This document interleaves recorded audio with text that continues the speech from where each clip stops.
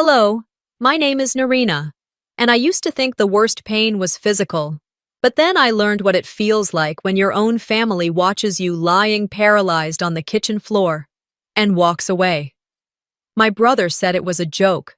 My parents told everyone I was faking. I begged them to believe me, even when I couldn't move. But what if the MRI didn't just prove I was hurt?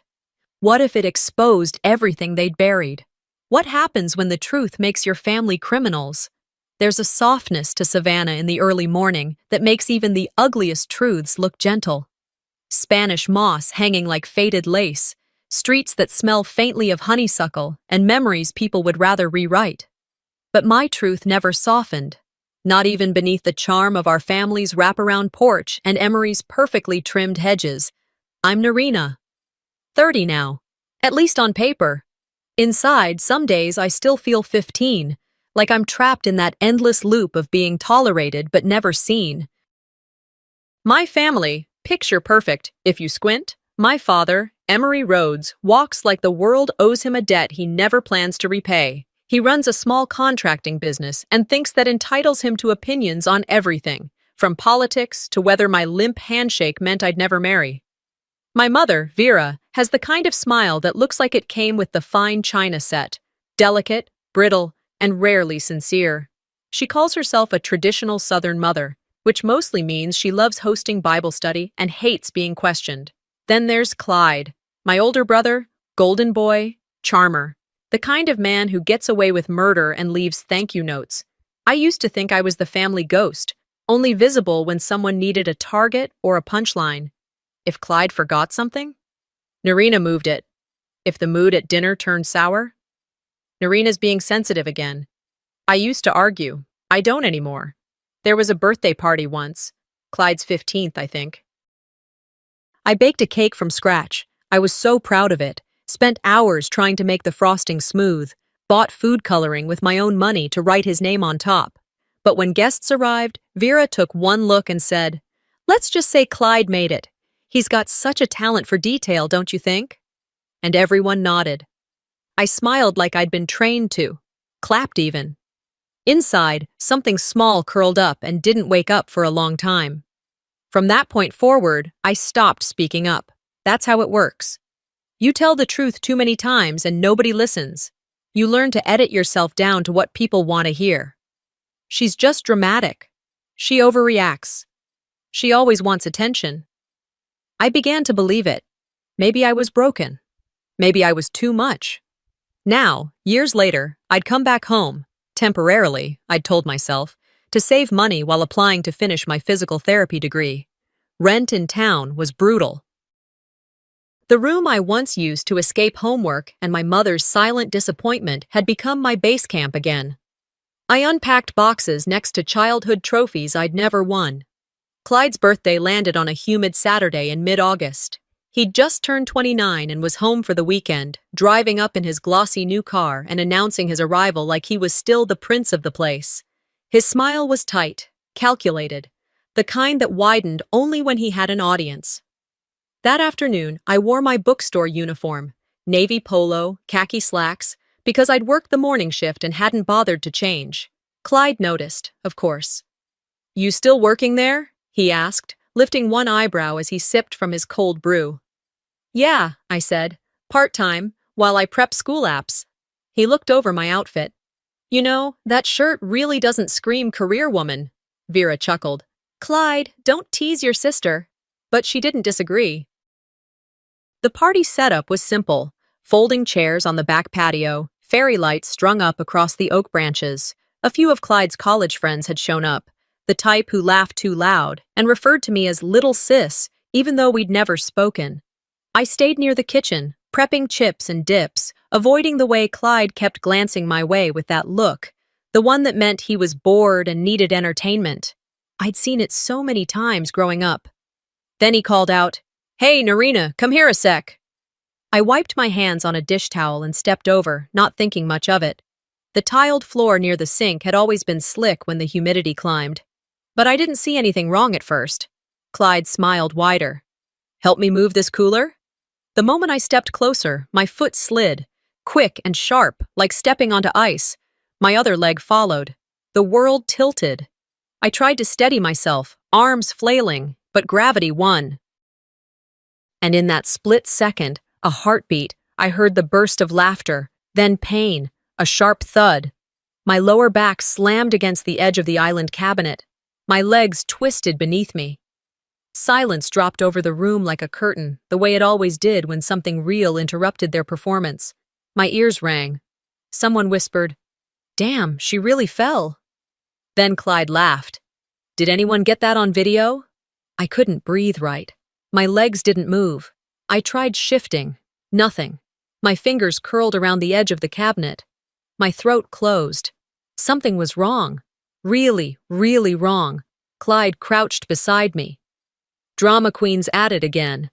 "Come on, get up before Mom sees and flips." I tried to speak. My lips barely moved. I can't feel my legs," he scoffed. "Not this again." But it wasn't again. It was new. Final. The kind of realization that doesn't explode. It settles, heavy and cold. I blinked slowly, stared at the ceiling fan spinning above us. But that was the moment the old label died, and a new life, far more painful, began. My mouth opened, but no sound came out. Something was wrong. Not twisted ankle wrong, not slipped and bruised my tailbone wrong. This was deeper, heavier. Like the bottom half of my body had been erased from memory, and my brain couldn't reconnect the lines. I blinked slowly. There were lights above me, fairy lights from the party strung across the patio, but they blurred together like someone had smeared Vaseline over the sky. I tried again, quietly, to move my right foot. Nothing. "I'm not playing," I whispered, but it got lost in the noise. Somewhere above me, Clyde laughed, loud and sharp, like a comic doing a set in a bar that didn't know it was a crime scene. "Y'all see that? Man, that was wild. Did someone get it on their phone?" he called out to the crowd, and someone answered, "I got it," with a chuckle that stung worse than the fall. I looked up at Clyde's face, hovering above me, eyebrows raised, grin still plastered on like he was proud of himself. He didn't see me, not really. He saw the version of me they'd all agreed on long ago, the overreactor, the exaggerator, the family joke. "I can't move," I whispered again, louder this time. Still, no one moved. He bent down, nudged my foot with his sneaker like I was a rug that needed straightening. "Come on, Narina. Don't be dramatic," he said, voice soft enough that only I could hear it. I stared at him. "I'm not," I said, barely able to push the words past the panic in my throat. And then, through the blur of voices and clinking glasses, I heard my father's tone rise. "What is going on here?" Emery barked as he came toward me, his button-down shirt still neatly tucked in, eyes darting from the crowd to the ground where I lay.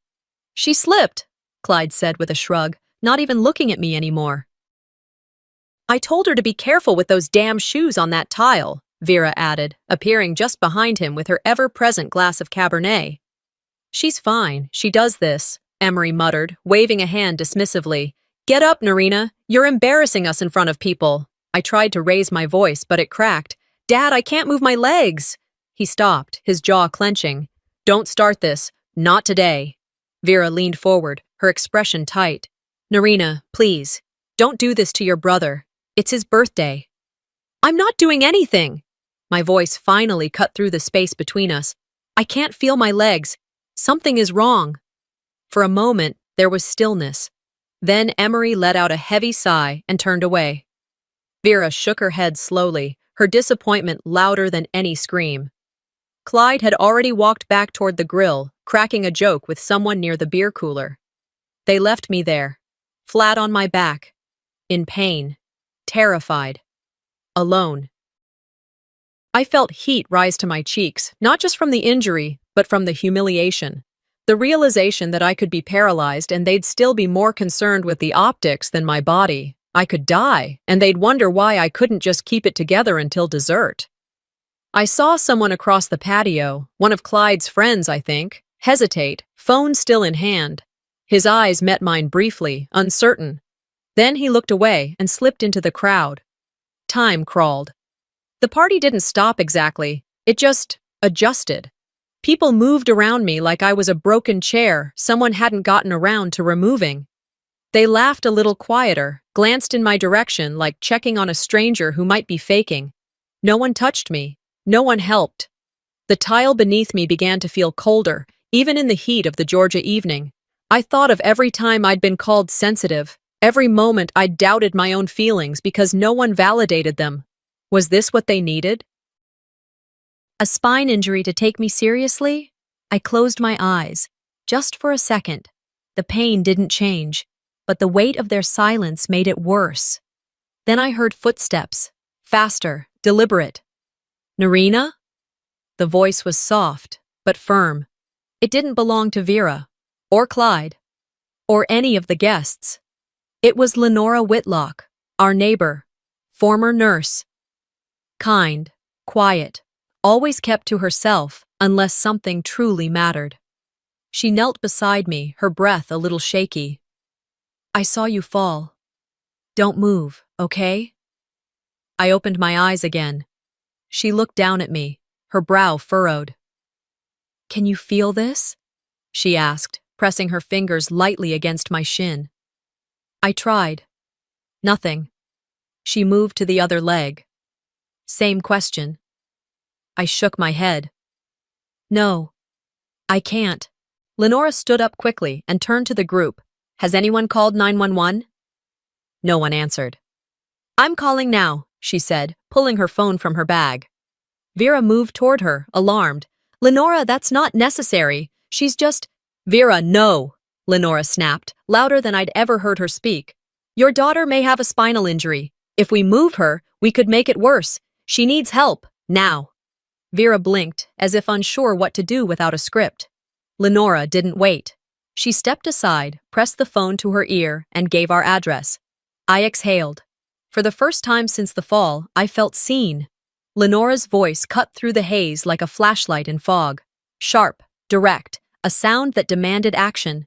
She was still on the phone when the sirens began to echo down the street.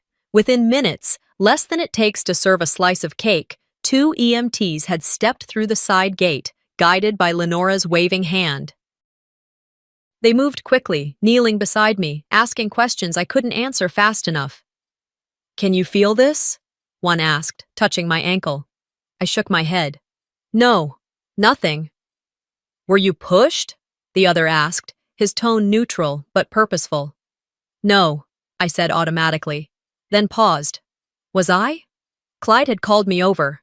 I'd slipped, but the look on his face, right before it happened, that grin. I blinked. I don't know. The floor was wet. Behind them, Emery's voice rose again. This is absurd. It was an accident. You all are blowing this way out of proportion. No one's accusing anyone yet, sir, one EMT replied. But we have to be careful with spinal cases. Vera stepped forward, wine glass still in hand. She's always been theatrical. She used to fake stomach aches to get out of gym class. Lenora turned. She's paralyzed. That shut them both up, briefly. As they secured me onto the backboard, the stiffness of the straps across my chest was oddly comforting. For the first time in what felt like hours, someone was treating me like I mattered. I couldn't move, but at least I wasn't invisible. Inside the ambulance, I stared at the ceiling again. The same position, different context, bright white lights, no fairy string bulbs, just reality. The paramedic beside me asked gently, Any allergies? Medications? Prior injuries? No allergies, I murmured. I've had back pain before, a few falls, but no one ever took them seriously. She scribbled something down. You'll be at Memorial in under 10. They'll do a scan. We'll figure it out. Figure it out. I wondered how many years it would take to unravel everything. The hospital lobby was cold. I remember the smell of antiseptic, the beep of monitors, the shuffle of rubber soles. They wheeled me straight into triage, then imaging. I signed paperwork with a trembling hand while a nurse guided my fingers. Clyde and my parents didn't come with me. I don't know if they followed the ambulance or just went back to cake and conversation. Lying alone in the radiology room, I stared up at another ceiling. The technician told me to stay very still. I did. While the machine clicked and hummed around me, I thought about the journal I used to keep in high school. It had a soft fabric cover, lavender-colored, with little pressed flowers on the front. I used to write in it every night, every time Clyde tripped me or Mom accused me of making things up. Every ache, every bruise, every time I swallowed my own voice and replaced it with silence. When I moved out for college, I packed it in a box. A year later, when I came home for Thanksgiving, it was gone. "Mom," I asked, standing in the garage beside the shelves where I'd left it, "do you know where my lavender journal went?" She didn't look up from the grocery bags she was unloading. "That old thing, I tossed it. It was full of nonsense." She didn't say it cruelly. She said it like it was obvious, like of course she had the right to erase my words. Now, years later, in a hospital gown under bright lights, I realized that journal might have been the only place I had ever told the truth. The MRI ended. They wheeled me back out. Time passed, blurry and uneven. Eventually, a doctor came in. He introduced himself, shook my hand, and sat beside me. "Narina," he said gently, "I want to be honest with you." I braced myself. "You have a compression fracture at L2. That's likely what's causing the paralysis. But there's more." I frowned. "More?" He opened the scan images on a screen beside the bed. "These spots here, T7, T11, L4, they show signs of older injuries, not from today. Some look like they've been healing for months. Others, possibly years." I stared at the screen, at the white and gray lines that apparently held my entire life in them. "I don't understand," I whispered. "You're saying this isn't the first time?" He nodded. "It looks like you've had repeated spinal trauma over a period of time. Have you ever been evaluated for that before?" I shook my head. "No one ever believed me." He didn't respond with pity.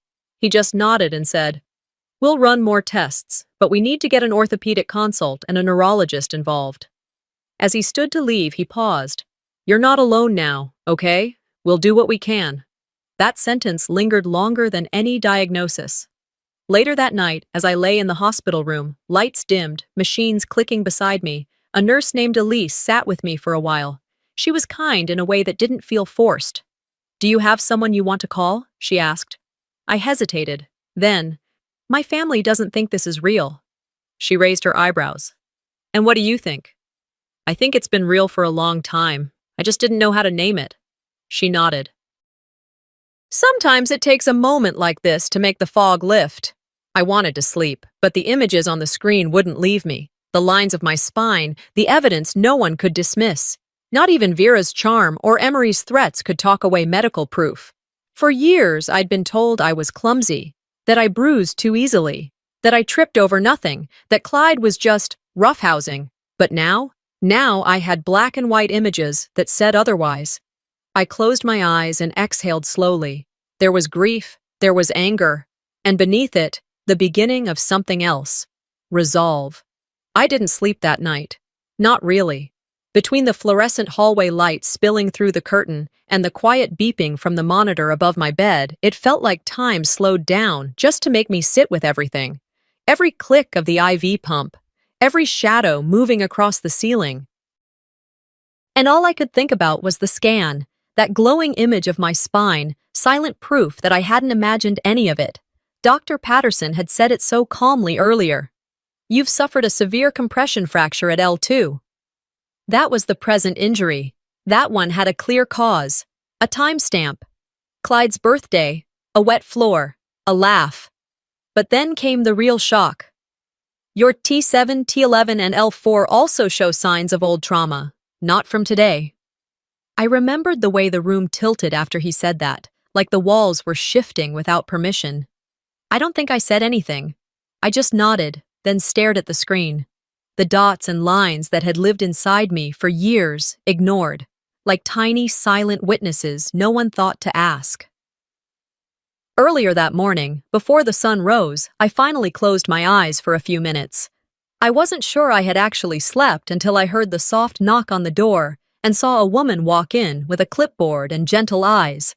She introduced herself as Dr. Williams, a neurosurgeon.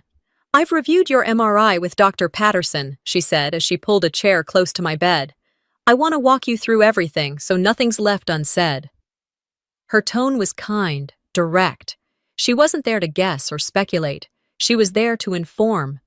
She brought up the same scan again. I already knew what was on it, but something about seeing it twice in one day, hearing it from two different experts, made it all feel like it was settling into place, like this wasn't just medical, it was narrative. "These older compression fractures," she said, pointing at the screen, "likely happened at different points in time. We can't say exactly when, but based on the healing patterns, they range from several months ago to possibly a few years." I cleared my throat. What would have caused them? She looked at me carefully. "They can be caused by impact, falls, repetitive trauma." I nodded slowly. She didn't ask more. I think she knew she didn't have to. After she left, I asked the nurse for a pen and some paper. I didn't have my journal anymore. That one was long gone, but I needed to write something down. I needed to get the timeline clear. The trampoline incident, summer before high school. Clyde had tackled me mid-jump. I landed hard, flat on my back. Couldn't walk straight for a week. Vera said I was being dramatic, that I was looking for attention, because Clyde had gotten a trophy that same day. Then there was the stairwell fall. Sophomore year of college. I came home for fall break. Clyde tripped me on accident as we came back from dinner. I hit my spine against the railing. For weeks afterward, I could barely bend down without pain. I mentioned it once. Emery handed me ibuprofen and told me to toughen up. And then, the time I blacked out after hitting the back deck. Clyde had locked me out during a storm, as a joke. I slipped on the wet wood trying to climb in through the side porch. All of it came flooding back, the moments I'd tucked away as isolated events. Now they formed a pattern, and that pattern had a name: repeated trauma. Later that afternoon, Dr. Patterson returned with a social worker. "This is Allison," he said. "She's here to talk with you if you're ready." I wasn't sure what ready looked like, but I nodded. Allison sat beside me and folded her hands in her lap. "I'm here as a patient advocate, Narina. Whatever you choose to share is up to you, but I can help you navigate the next steps, medical, legal, emotional. You're not alone." I stared at her for a long moment. "My brother poured oil on the kitchen floor," I said slowly. "Then he called me over. He knew I'd walk that way." Allison didn't flinch. She just waited. "My parents," I exhaled. "They didn't believe I was really hurt.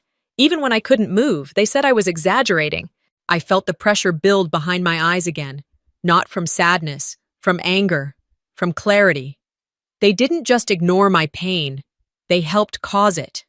The words came out harder than I expected, and once they were out, I couldn't take them back. Not that I wanted to.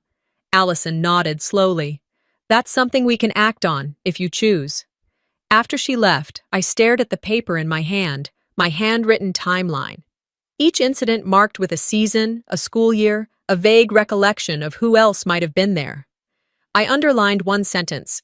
Nobody ever believed me the first time. Now I had proof, not just in my body, but on paper, digital scans, professional diagnoses.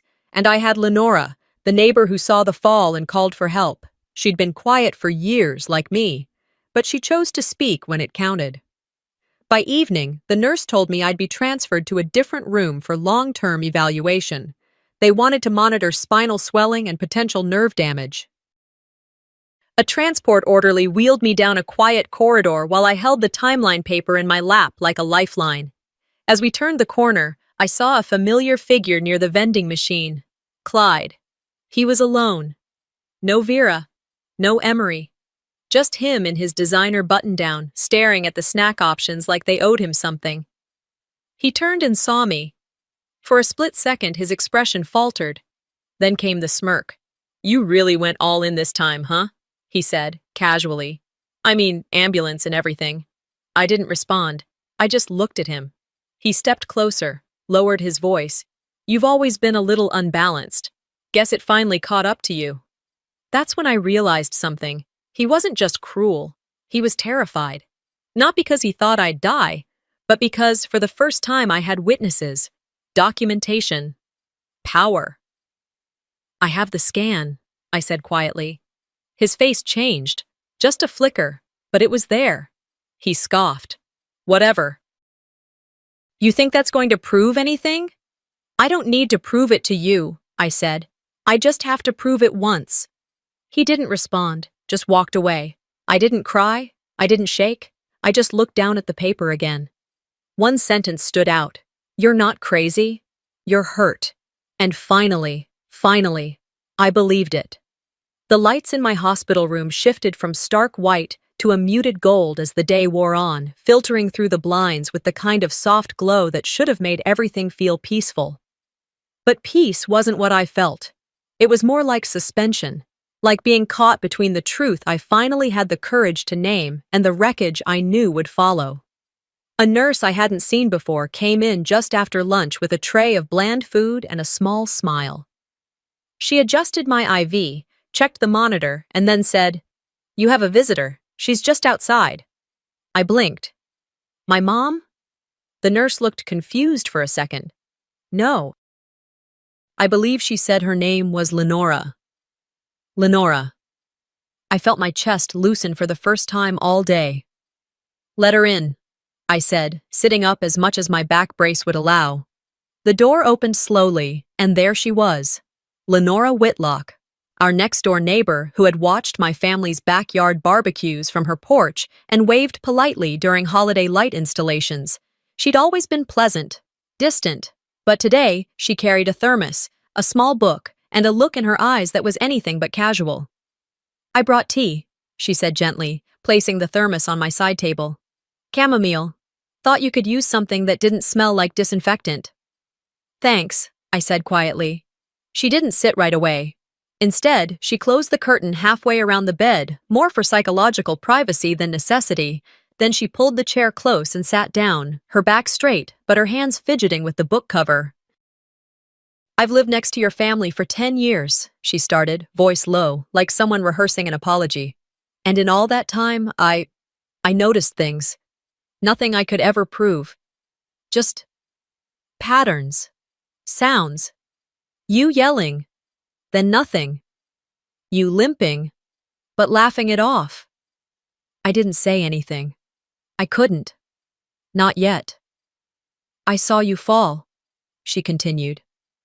And I knew it wasn't the first time something had gone terribly wrong. She finally looked me in the eye. I'm sorry I didn't speak sooner. I didn't know how. I thought maybe I was imagining it, or that it wasn't my place. But it is. It should have been. I swallowed hard. You believe me? Yes, she said, and I won't be silent again. I closed my eyes for a beat, letting the weight of her words settle inside me like something solid, something anchoring. When I opened them again, I said, he used to lock me out, Clyde, for fun, usually when my parents weren't home. He'd laugh while I cried and banged on the door. Lenora's face didn't change, but her grip on the book tightened. Once, he shoved me into the pantry and told me to cool off, said I was being a drama queen. I was 9. I stayed there for 2 hours until Dad came home. She didn't interrupt. She didn't ask questions. She just listened, fully, attentively. And when I paused, she said softly, "You don't have to justify anything. I believe you. Now let's make it official." What do you mean? I know someone who can help you file a report. We'll go through the hospital's legal support staff. You've got documentation now, medical proof, and you've got me as a witness. That's more than most survivors ever get. The word survivor felt strange on my skin, like trying on a coat that wasn't mine yet, but might be someday. I'm scared, I admitted. If I do this, they'll never forgive me. My parents, Clyde, they'll turn on me harder than ever. Lenora leaned in. Honey, they already did. The only reason they haven't turned away entirely is because they still think you'll come crawling back. You speaking up? That just confirms their fear that you won't. She reached into her bag and pulled out a folder. Blank forms, pens, a checklist. She was serious. Will you help me fill it out? I asked. Of course. We spent the next hour going line by line. Lenora read the fine print while I answered every section slowly, measuring each word like it had weight. Because it did.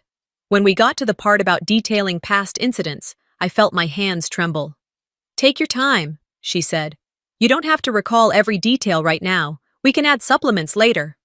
But the memories came flooding in faster than I could organize them. The time I was pushed off the porch because I didn't laugh at his joke. The dinner table fights where I left the room crying and nobody followed. The doctor visits that never happened. I was halfway through writing about one specific summer, the trampoline accident, when a nurse knocked and peeked in. Sorry to interrupt. I just wanted to let you know. Your parents said they won't be coming today. They left word with the front desk. My pen stilled. Okay, I said evenly. She nodded and left. Lenora glanced at me. You all right? I forced a small smile. Honestly, that's fine. I'm not their daughter anymore. We finished the forms. She helped me sign and date everything, then handed the packet to the nurse's station for processing. As evening crept in and the hallway lights dimmed for night shift change, I looked out the window and whispered, more to myself than anyone else. They told me I'd regret crossing them, but I had nothing left to lose. The papers were signed. My hand had barely left the pen when the realization hit. There was no turning back. I'd crossed an invisible threshold. The version of me who waited for apologies was gone. What remained was someone clearer, someone sharper, and if speaking the truth meant burning every bridge tied to the road's name, then let the flames begin. It didn't take long for word to reach them. The hospital room door flung open the next morning. I didn't need to look up to know the rhythm of those shoes, the tension in that breath. Emery entered first, stiff posture, shoulders braced like he was heading into court. Vera followed, quieter, but no less lethal. He didn't bother with a greeting. What the hell is this? He barked, flinging a packet of legal documents onto the tray table beside me. You really want to drag your family through the mud like this? Over what? A fall? I didn't answer. I didn't even flinch.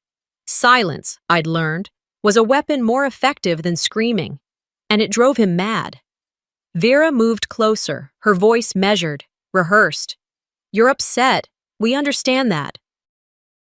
But this is not the way to handle it. She motioned toward the documents, now crumpled from Emery's grip. You filed an official police report. Do you understand what that does to us? To Clyde? I met her gaze. It tells the truth. Her expression cracked, just a hairline fracture, but enough to show that she hadn't expected me to hold my ground. Emery leaned forward, voice low and venomous. You want to act like a stranger to this family? Fine, but don't think you can do that and still call yourself a daughter of mine. Then I guess I never was, I replied, calm, measured, and true. The words sat in the air between us like a dropped plate that no one wanted to clean up. They left soon after, no hug, no tears, just the hollow slam of the door. Lenora returned later that afternoon, carrying a manila envelope and a coffee. She didn't say anything at first, just set the cup down and opened the folder on the side table.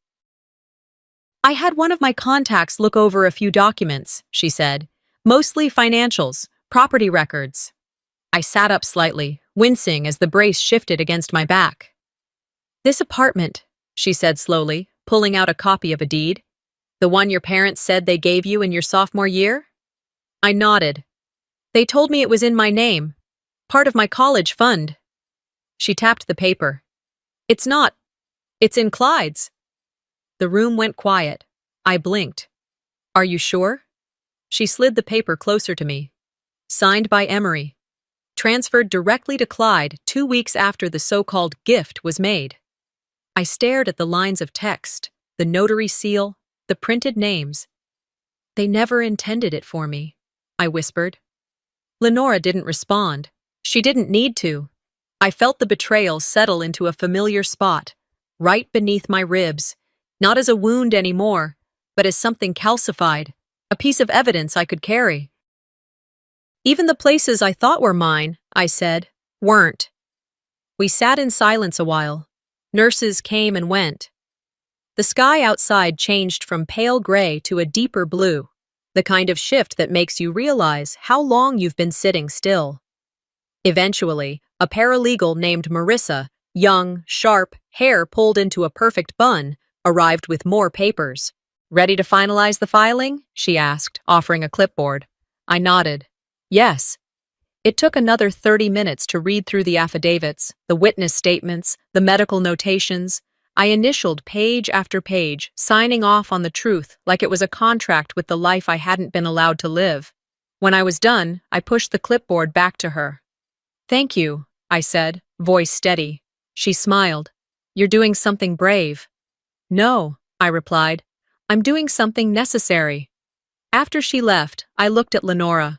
"You still think I'm strong?" She tilted her head. "I think you're tired, and tired people do remarkable things when no one else steps in." That night, I lay awake thinking about the word plaintiff. It wasn't a word I'd ever imagined attached to me. It sounded formal, distant, but it fit. I wasn't just a daughter anymore. I was someone filing charges against the people who raised me. Later, around 9, a nurse knocked gently and entered with a tray of evening meds. Her name tag said Janice. "Looks like your parents aren't on the approved visitor list anymore," she said casually, while checking the IV line. "That's right," I said. She nodded like she understood more than she let on. "Well," she added, handing me a cup of water, "some people think blood makes you family. Truth is, sometimes it just makes you bleed longer." I smiled for the first time all day. As she left, I looked out the window. The city lights flickered in the distance like tiny warnings, or maybe promises. "I'm not here for revenge," I whispered to no one. "I'm here for truth. And if it burns everything down, so be it." The next morning, I woke up to the sound of a nurse adjusting my IV drip and the steady beep of the monitor beside my bed. The room smelled like antiseptic and burnt coffee from the hallway. I hadn't slept more than an hour at a time. My mind kept circling around the signatures on the affidavit, the look on Emery's face when I said, "I guess I never was your daughter," and the echo of my own words. If it burns everything down, so be it. It had already begun to burn. By mid-morning, I got word from the hospital's legal liaison that Clyde had been formally contacted by investigators. They'd asked for an in-person interview. According to the file, he showed up looking calm, groomed, even smiled at the receptionist like he was checking into a hotel. When they questioned him, he leaned back in the chair and gave them exactly what you'd expect from someone who thought charm was currency. "It was a joke," he told them. "I didn't mean for her to fall.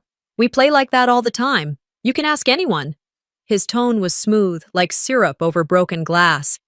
"It was a party. She slipped." They asked about the floor. "Was there oil?" "Yeah," he admitted. "I spilled some earlier. I cleaned it.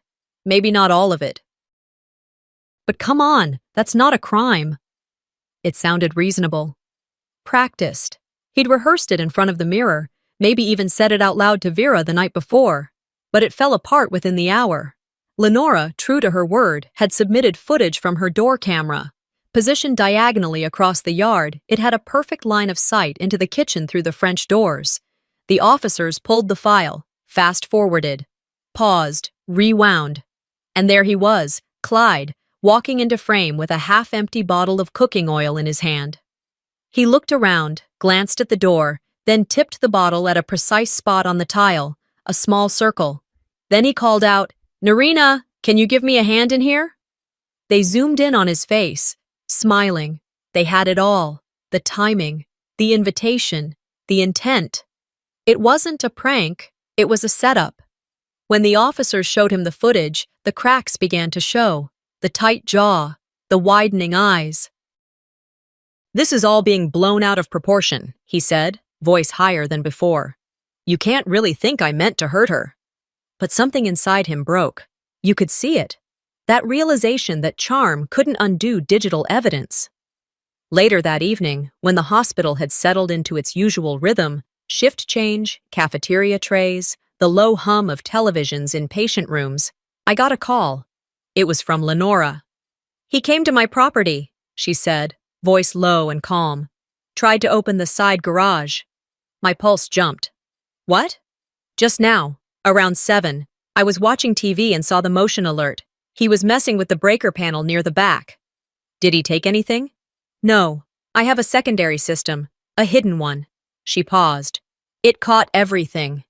Within the hour, Clyde was arrested again, this time for tampering with evidence and trespassing. I was notified the next morning by the hospital liaison. The nurse who brought in my breakfast tray, eggs, dry toast, orange juice, mentioned it like it was weather. Sounds like they picked up your brother again, she said, carefully adjusting my blanket. Guess he didn't think security cameras were a thing. I didn't cry. I didn't smile. I didn't react. He finally crossed a line that even his charm couldn't fix, I said. The news broke before lunch. Local networks ran it first, then regional ones picked it up. Family scandal. Paralyzed daughter's evidence triggers arrest. My name wasn't on the banner, but it didn't have to be. Anyone from Savannah who watched the clip would recognize the Rhodes house, the back porch, the patio where I fell.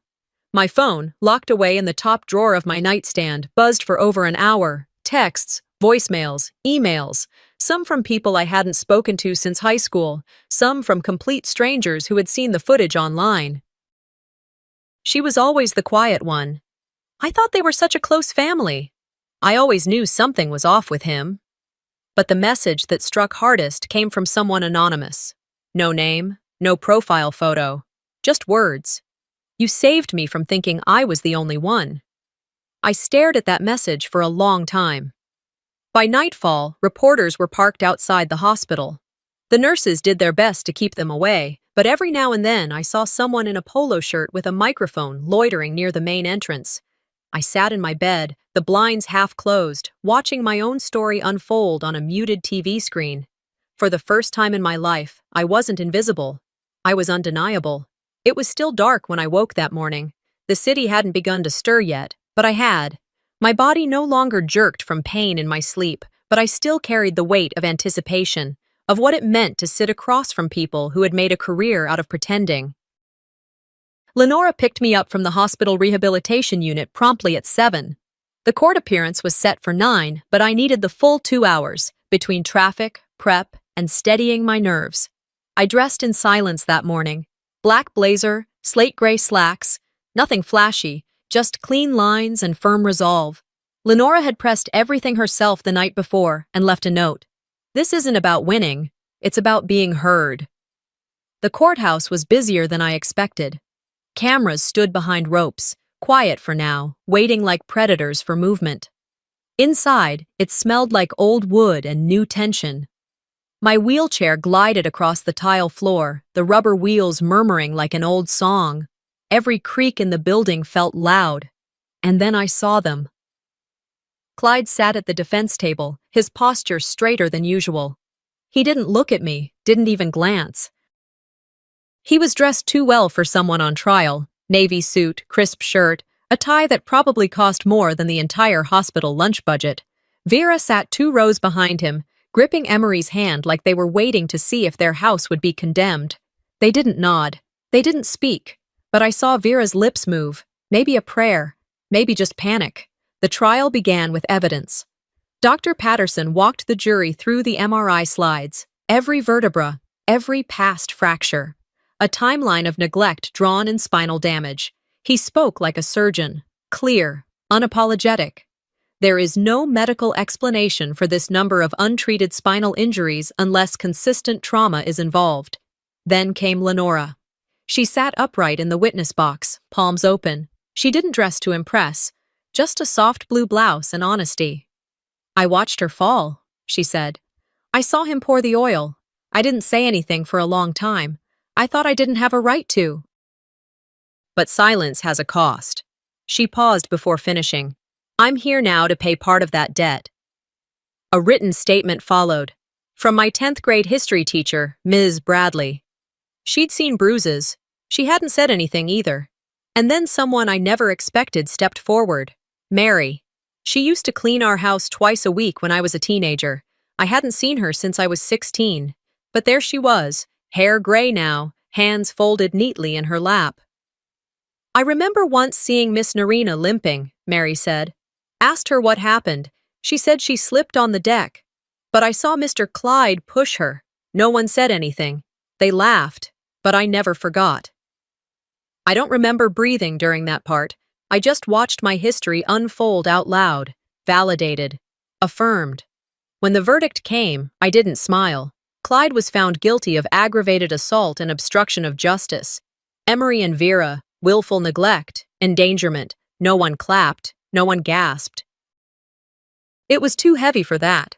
Just a gavel, a declaration, and the quiet crumble of an empire built on appearances. 3 years passed, fast and slow at the same time. I learned to walk again. Not perfectly, but enough. My cane became part of me, not a crutch, but a reminder that healing takes time. I started speaking, first in small local groups, then bigger ones. I talked about injury, silence, families who hurt you more by what they ignore than what they say. I worked at a trauma recovery center. I filed grants.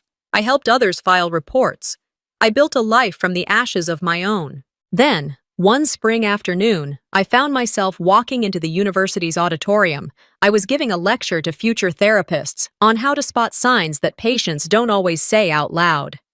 A producer from PBS had reached out a month earlier. They were filming a special on overlooked abuse cases, and mine was going to be one of the features. The room was full. I was early. I reviewed my notes backstage, took a few deep breaths, and then felt a shift in the air. I turned. Vera. She stood there in the back of the room, eyes glassy, a manila envelope clutched to her chest. Emery wasn't with her. After my talk ended and most people had cleared out, she approached slowly. She looked older, smaller. "Narina," she whispered, like saying my name required permission. I didn't respond. She stepped closer, her voice trembling. "I don't expect you to forgive me. I needed to say I was wrong." There it was. Not an excuse, not a diversion, just the truth. Late, but real. And I took a breath, let it out, looked her in the eye. "I forgive you," I said. Her lip quivered. "But," I added, "you don't get a seat in my life anymore." The pain on her face wasn't something I enjoyed, but it was necessary. Some doors don't close with a slam. They just stop opening. As she walked away, I stood still, heart steady. Forgiveness isn't about forgetting. It's about choosing who still gets access to your peace. The city was quiet by the time I got home. The sun had long set, and the streetlights painted soft amber shapes against the pavement. I'd just finished a speaking event at the university, a panel discussion on trauma-informed care. A small but engaged crowd, a mix of students, nurses, and a few community organizers. They asked thoughtful questions. They didn't look away when I spoke. I wheeled into the building lobby slowly. My legs could manage short distances now, but tonight had taken more out of me than I expected. Once I reached my apartment, I propped my cane against the wall, unbuttoned my blazer, and leaned over the kitchen sink to splash cool water on my face. That kind of exhaustion doesn't come from talking. It comes from remembering, again and again, what it cost to get here. I changed into an old t-shirt and sweatpants, made a cup of peppermint tea, and sat cross-legged on the living room floor. There was a box in the back of my closet I hadn't touched in years, and something told me tonight was the night. The lid came off with a soft groan. Inside were pieces of a girl I hadn't let myself miss. A music CD from sophomore year, my old school ID, and beneath them, pressed flat and slightly wrinkled, my floral journal. The one I thought Vera had thrown away. It still smelled faintly like dryer sheets and ink. I turned the pages slowly. Some were blank. Some were filled with slanted, anxious handwriting. And then I found the envelope. It was addressed in neat cursive, "Grandma, please read." There was no stamp. I'd never sent it. The date on the top corner was June 18th, 15 years ago. I unfolded it and began to read aloud, not because I needed to hear it, but because that 15-year-old girl needed to know someone finally would. "Dear Grandma, sometimes I think I'm broken because no one hears me. Not really. Not in the way you used to. They think I'm just being emotional again, that I trip on purpose, that I cry to get out of chores. But Clyde slammed my arm in the car door last week and called it a joke. And when I told Mom, she said I probably startled him. I don't think they hate me. I just think they don't care to understand me. It's like I speak a language they decided isn't worth translating. I paused.